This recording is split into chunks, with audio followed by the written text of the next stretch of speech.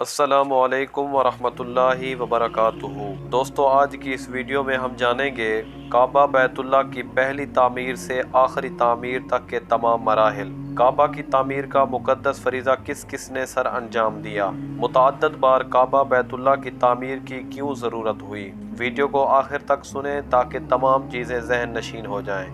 تمام مسجدوں سے افضل مسجد حرام اور تمام مساجد کا قبلہ خانہ کعبہ ہے، اور اللہ تعالیٰ کی عبادت کے لیے روئے زمین پر سب سے پہلا گھر یہی مقرر ہوا۔ تاریخی حیثیت سے دیکھا جائے تو بقول علامہ احمد بن محمد قسطلانی رحمۃ اللہ تعالی علیہ، خانہ کعبہ کی تعمیر 10 مرتبہ ہوئی۔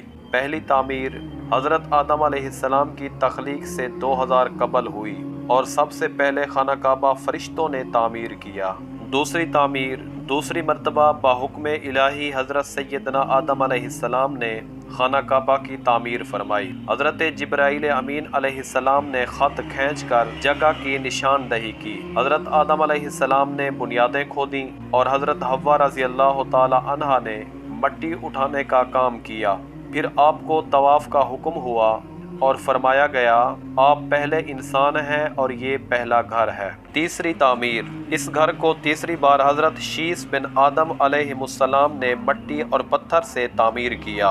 بعض نے فرمایا کہ آپ نے صرف خانہ کعبہ کی مرمت کا کام کیا تھا۔ چوتھی تعمیر طوفان نوح کے وقت خانہ کعبہ کی عمارت آسمان پر اٹھا لی گئی، اور یہ جگہ ایک اونچے ٹیلے کی مانند رہ گئی۔ پھر اسی بنیاد پر حضرت ابراہیم علیہ السلام نے خانہ کعبہ کو تعمیر فرمایا، جس میں پتھر اٹھا کر لانے کا کام حضرت اسماعیل علیہ السلام نے سر انجام دیا۔ اس خاص اور عظیم تعمیر کا ذکر اللہ عز و جل نے سورۃ بقرہ کی آیت 127 میں فرمایا ہے۔ پانچویں اور چھٹی تعمیر خانہ کعبہ کو 5ویں بار قوم عمالقہ نے تعمیر کیا، اور چھٹی مرتبہ قبیلہ جرہم میں سے جس شخص نے یہ کام کیا اس کا نام حرس بن مزاز اصغر تھا۔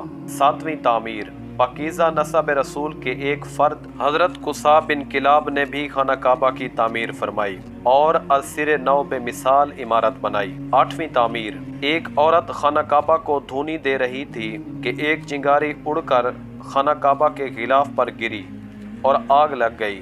اس سبب سے یا سیلاب کی وجہ سے خانہ کعبہ کی دیواریں کمزور ہو گئیں، تو مکہ مکرمہ کے معزز قبیلہ قریش نے اسے دوبارہ تعمیر کیا، جس میں حضور صلی اللہ علیہ وآلہ وسلم بھی شریک ہوئے۔ یاد رہے کہ حلال سرمایہ کم ہونے کے باعث قریش کی تعمیر میں حطیم کو شامل نہیں کیا گیا تھا۔